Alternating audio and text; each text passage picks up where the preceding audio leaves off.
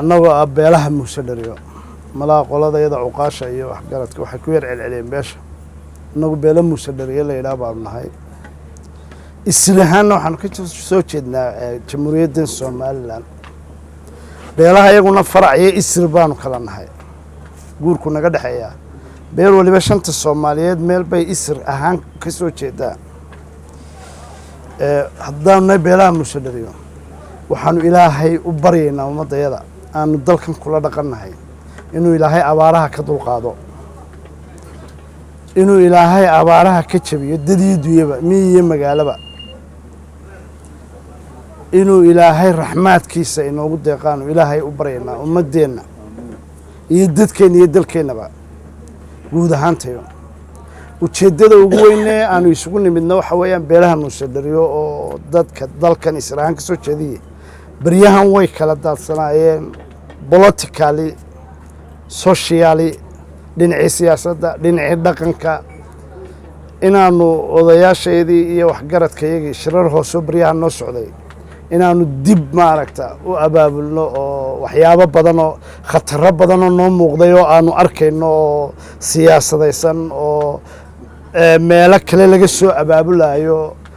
markii la ogaaday in qarankan qarannimadiisii iyo aqoonsigiisii indhaha caalamka uu ilaahay ku soo jeediyey oo dhaqdhaqaaqyo badan uu socdaan oo sida maaragta wufuuddan uu suldaanku sheegayey suldaan maxamed maaragta Jeffrey Wilson miyuu ahaa iyo maaragta mudanayaashii baarlamaanka ingiriiska dee doodii ay bilaabeen iyo waddamadan reer galbeedka ee iminka inoo yimidee inay si dhaba oo realistiga ay noola shaqeeyaan u yimid oo aynu qabno inuu ilaahay dee inoo soo jeediyey aynanu u baahannahay inagoo ilaahay u baahan marka hore oo addoommadiisana dee inuu ilaahay inoo soo jeediyo u baahan innaga dhexdeennuna inaynu dee isxaqsina u baahannahay iyadana waanu bogaadinaynaayo annagu beelaha muuse dhariyo haddaanu nahay guda iyo dibadba habeen iyo maalin walba cadowga somalilan ama guda ha jooga ama dibad ha jooge fariin kasta oo qaldan oo uu qarankan ka gudbiyo oo lagu adeegsanayo magacaa uu sheegayo suldaanku iyo gabooye magaca gabooye annagaa samaynay shanta soomaaliyeed beelaha iyaga ka soo jeedaa sameeyey 1991 baanu jigjiga ku samaynay markii soomaaliya wixii laysku odhan jiray ee burburtay iyo etoobiyaba waxaananu doonaynay ujeeddo siyaasadeedoo fog iyo istaraatiijiyad fog buu ahaa uu baaba'ay magac beeleedna muu ahayn urur siyaasadeed buu ahaa ethoobiyan gabooye dimuqraasi etoobiyaanu ka aasaasnay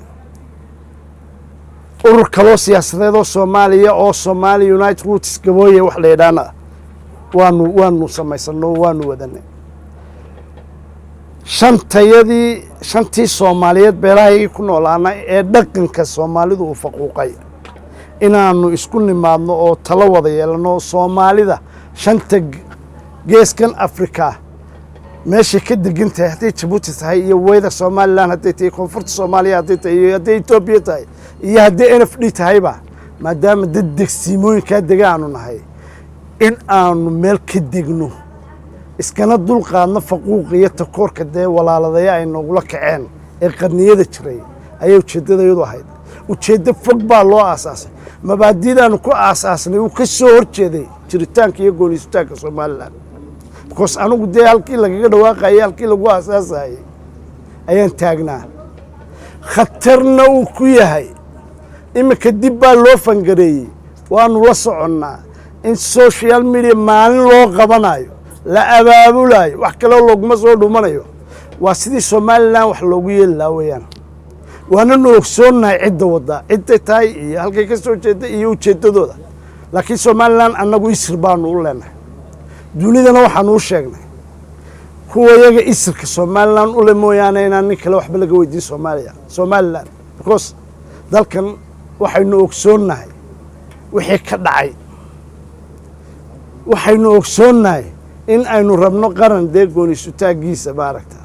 waxaynu ogsoonnahay inuu qarankana dee cadow badan leeyahy waxaynu ogsoonnahay in ujeeddooyin badan laga leeyahay dee qarannimada inaan la aqoonsan weliba annagu aanu iska diidnay dee inna la isticmaaloonu tuul noqono laakiin kuwa iyagu tuulka noqonaya ee ereyadu ay ka soo baxbaxayaan wada ma aragtaa maalin gaboy war beel gaboyo la yidhaha ma jiro urur siyaasiya oo weyn oo aanu doonaynay inaanu shanta Soomaaliyeed meel ka fadhiisano aha waanaanu ku kala tagnay 1993 baanu ku kala dhaqaaqnay oonu nidaadeer nin walba dalkaagii iyo dadkaagii iskala noolow qoladan isaaq baanu anagu dee la degsiinay hadday degayiin Ethiopia iyo hadday Somaliland degayiin dib baanu dee dalkayga ugu soo noqonay dunidana waxaan u sheegnay up to 93 ilaa maanta in rajo wanaagsan Somaliland ay ka jirto xuquuqdayadana habeenaya maalinba dee aan u taagano walaa madaxweyne walaa xusbi mucaarid walaa golo baarlamaan walaa cid kale inaanu daba fadhiisan habeenaya maalinba albaab walba aanu qaraacno marka gundhiga shirkayagu sidii aanu uga gaashaaman lahayn ayaanu doonaynaa oo kuwa u adeegaya ee danaha fog iyo ujeedooyinka fog leh inaanay ku soo gaban dawladdana waxaan u sheegaynaa malaha dawladdani dadkeeda ma dhageysatee dawladii hore ilaa cigaal baa dee dadka dhageysan jiray madaxweynuhuna cid ma dhageysto wasiiradiisuna cid ma dhageystaan welibana dawlad wada shaqaynayso good links iyadii shacabkeedu wada leeyihiin si ay khataro badan uga gaashaantaan aanu ma arkayne laakiin waxaanu leenahay madaxweyne dhagaha u furo wax badan inaynu isweydaarsannaanu doonaynaa haddaanu beelaha muushadariyanaye albaabka naga furo sida aad beelaha kale u qaabilayso wax badan baanu kugu kordhin karnaa kuuna sheegi karnaa wax badan oo cadowgu soo maleegay baynu xataa ka wada tashan karnaa iyo khataro badan oo jira oo aanu anagu ogsoonnahay markaana dhegeyso indhaha iyo dhagaha noo furo beelihii Somaliland kuwa ugu mudan baanu nahay isir kuwa dalkan u leh baanu nahay ciday dunidu wax weydiisana waanu nahay cid kale wax weydiisan ma jirto dunidu iskuma kaaya qaldi karto qolyo socota oo laba dalayaala iyo qoladayadan halkan isirka u leh Ethiopia socotaanu ku naayo dee xuduudaasay ka tallaabeen xoolo dhaqatadeedii baadiyadii second citizen sanis baanu ka nahay dadiyoogan dhaqanka Soomaalidu faquuqay laakiin Somaliland waxaanu ka nahay isir ilaa iyo sheekh saxaaq halku ku aasay sheekhayo ku aasay ilaa xisiya mayd ilaa iyo halka ayaan walaalnimadeena hadday diideen lina dooni mayne ninka sareyntaada diida adiguna tiisa buri baa la yidhi waxaanu leenahay adeer nin waliba dee ninkiisii u uruursanayaayo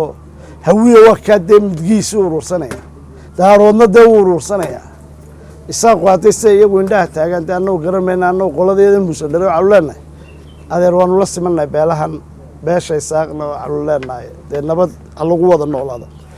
ururada mucaaridka ana dee waa kaasoo waxaanu leenahay bahashu siyaasadii aanay naga gelin danta dalka iyo dadku waa baahayeen ilaahayna waa ogi xukuumaddana waxaa looga fadhiyaayay madaxweynaha danyartii miyi iyo magaalaba abaartani way saamaysay in loo feejignaado macsiyaadka iyo waxyaabahan isxaqsin la'aanta iyo dheefta dalka oo la wada ummadda wada gaari weyda iminka Xuseen Faaraxina kan waa adeerka weey jif caqilka $30,000 baa loo haysta maalin walba dawladdu wuxuu bixi mag waxa loo qabsaday aan idhaahdo $100,000 jiribkiisa kaliya intii kale oo dhan waan iska bixinay dawladdan ku war Xuseen oo qarankan qiimo weyn ku leh oo dalkan qiimo weyn ku leh oo 60kii ka hor ka digayay midnimadii aynu eednay ayaa adeeru ah adeer xaq buu leeyahay beelahan harti sida looga bixiyo beelaha Samaroon sida looga bixiyo beelaha Isaaq sida looga bixiyo ilaa min cigaal ilaa maanta qasnada qaranka wixii la bixiyo dhanna waanu haynaa hana laga bixiyo baan warqad buu wasiirka arrimaha guduhu noo qoray madaxweynuhu qoray labadoodii warqadii meel ay ku dhacday 4 years baan sugaynaa habeen iyo maalin bana reerkii maaragtay nimanka laga dilay waliba nin baa laba dilay mid kale reerka loo ka dilay mid kale reerka loo qolo baabuur baa la rogmaday qolaha wiya marka waxa weeye waxaan leenahay dee taana la bixiyo sicir bararkuna dee waa mid ummadda aafeeyay jirda Xuseen oo kale dee tijaartan 30 sano dadkan ka shaqaysanayay dalkani adeer dee hoos ha u eegaano ummadan hoos ha u eegaano adeer raashin jaban ha u keenaan haddii u keeni waayaan dee adeer 96 97 cigaal iyadoon qasnada qarankaba lacagaada ku jirin dee adeer raashin jaban buu keenay dee dowladdu raashin jaban ummadda ha u keento oo shidaal jaban ummadda ha u keento oo dee ha u feejignaato wallaahi hadday abaartaas hadday sii dheeraato xaalkeenu wuxuu noqon doona caano jilaal canbacan dareen ta miisaaniyaddana baarlamanku way ku mahadsan yihiin miisaaniyad bay ugu tala galeen ummaddan wallaahi weliba qolada mucaaridkaa ka soo shaqayso waabay ku mahadsan yihiin annagoo qolada muxaafidkaanu la soconno ama xukuumad ha ahaato ama baarlamaan ha ahaatee waxba nomay tebinoo waxba noogumay darin laakiin dee qof iyo reer gaara ugumay soo talagelin ummad baa loogu soo talagalay waana soo jeedin dee lacagtaa ama abaaraha lagu wada daro oo dee abaartu hadday timaado waxaan u malaynaya ama mushaarka inuu khatar geli doonee ama ummadaha si dhaba oo cadaalada dee ha loogu qaybiyo taana waanu soo jeedinaynaa walow guddoomiyaha baarlamanku aada moodo inuu maaragta si gaara wax u ta'kiidinayay oo carabkiisa uu ka tegey mas-uuliyadda guddoomiye baarlamaan iyo hay-adaha dalka u sareeya mid ka mida inuu hogaaminayo oo halkii qaybo oo kale dee nin fadhiyo inuu yahay iyo xaafsaday dee la doonayay raggaasi ee wuxuu hogaaminayeen balansigii inuu shaksiyaad unu dhegaysta aanay ahayn haddana waxaanu leenahay kolley isaga iyo goolihiisu way ku mahadsan yihin laakiin carabkiisu siduu wax u taakiidinayay fariin gaara aad madaxweyneaanu leenahay madaxweyne dee soo jeedin baa laguu soo jeediyo ummadda cadaalad u qaybi haddii kale lacagtaasi waxay ka mid noqon doontaa lacagta qarannimada wax lagu yeelaayo dee sixir bararkana ilahay ummadda ha ka dulqaado abaarta ilaahay ha ka jebiyo guddiga abaarahana beelahan muuse dhariyo miyi iyo magaalaba maalin keliya may hadalo iyagunbaa dhexda xidhanaya oo nin waliba dee reerkiisa iyo dadkiisa u qaysanayay war deeqdan dalka timaada ee abaaraha u timaada dee adeer xaq bay u leeyihin waa in deg deg la siiyaa guddi baanu u magacaabi doonaa dabagasho oo guddidaana la kulanta ilaahayna ummadda ha ka dulqaado dee ilaahayna xaq hayna garansiiyo ilaahayna dee isagaa raxmaan ee haynoo naxariisto balaayooyinkana allah inaga xijaabo asalaamu calaykum waraxmatullahi wabarakaatu